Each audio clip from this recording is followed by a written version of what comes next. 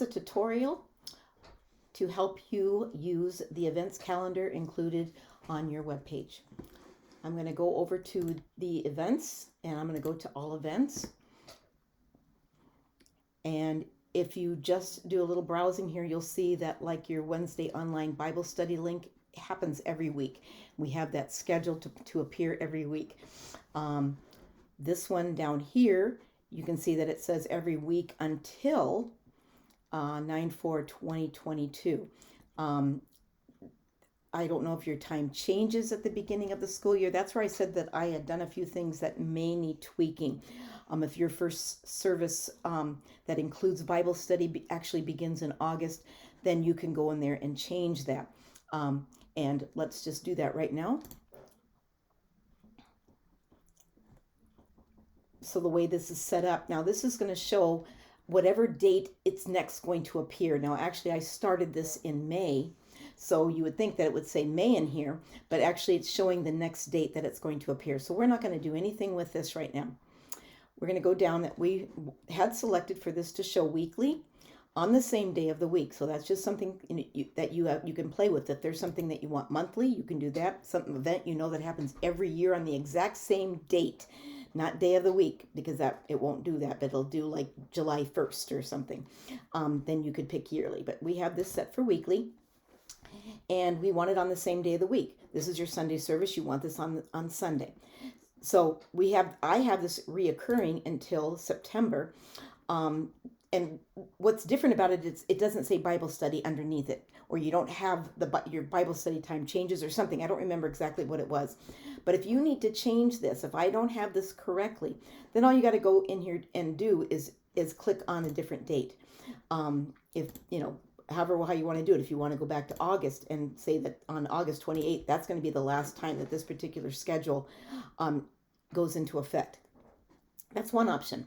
Another option is that, let's say that in July you always have a outdoor service in the park or something, or even we could say outdoor service in the beautiful yard that you have at your church there. So you can click on inclusions. So we want this to appear every week except, and we'll just say it's for July 4th weekend, which is actually would be the 3rd. So I'm saying I want this to appear every week because I want to create a special event that shows that it's going to be an outdoor service. So I would say except July 3rd, and that's the date I chose. So meaning that this is going to say that your regular worship service is every Sunday except July 3rd. Then I would go in and I would create a new event. Now creating new events is just exactly the same, and I'm not going to save this, so I'm going to go out of this because I did make changes to it. So I'm going to go out, but let's say we'll create a new event just to show you that everything is pretty much the same with maybe one or two exceptions. So if we were going to have a July 4th Sunday worship, we'll say worship in the park. Okay, and probably here we would need this. And let's say it was a special time because we want to have a picnic afterwards, so maybe the service is going to be a little bit later. And so we'll list it like that, okay? And then we'll go and we'll set that date. Now we had said July 3rd. Now remember, this is all bogus and I'll be erasing all this when I'm done with the tutorial, but I'm going to select, July 3rd, and there it shows up there. And it's not going to occur again, so I'm not going to use any of this. It's going to say none, and we don't need occlusions. And then set a featured image. Now, I don't have an image for a July 4th picnic in the park, but I think I did make one for a special service. I'm not sure. But if you don't have one that fits, it's not the end of the world if you don't put up a graphic. If you ever need one, just, I wouldn't want to be doing one every single week differently, but if there's something that's really special that you would like a graphic for, just drop me a line, and it takes me a second to do one of those up. But for right now, there isn't anything. It could be a potluck also after that. I'm just going to use the potluck one for right now. But so you click on whatever image you want to use, and you hit set featured image, and that appears here. Then we're going to scroll down a little bit, and so what kind of category is this? And let me get on here a little bit, and let's see if there's something. So there isn't something for that. Good. So we can add something. So we could have You could add special service. You could add, if this is something you have all the time, you could actually add picnic in the park. But I'm just going to put special service because that is something that you probably could use again. And that just keeps things in a category. And we're just going to say this one, we are going to add under worship services. So I'm going to click worship service, and that just tells it that it's partly a worship service. It's just going to go underneath it. I think I did that wrong. My bad. All right, let's try that again. Special service. Okay, I'm going to click this and pick worship. And then I'm going to say add category. And then you'll see that it, oh,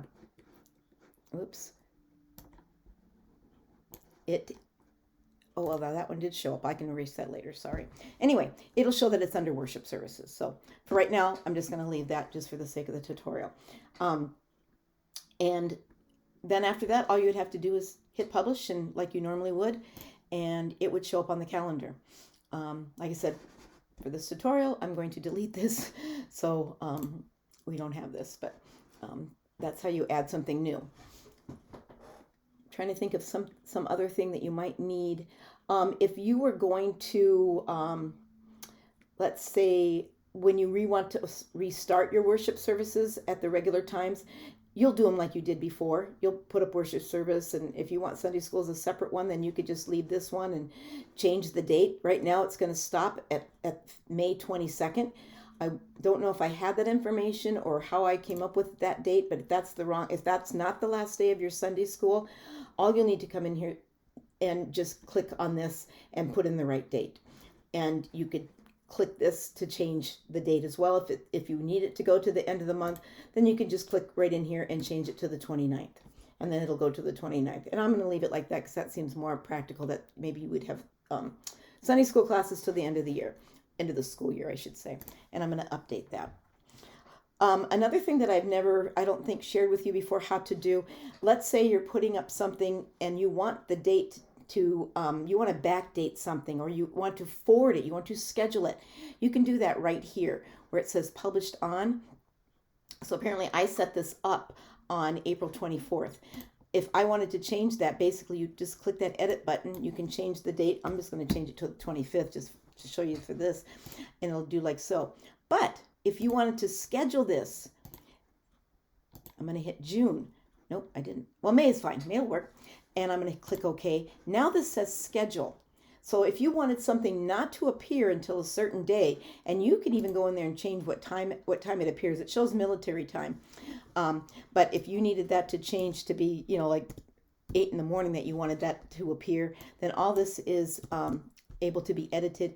You would just click OK, and then it schedules it. Okay. Again, I'm going to go out of this without touching anything, not changing anything. So if this is not the correct end date, May 29th, then make sure that you go back and change that. Anything that you need to walk through with me, just give me a jingle.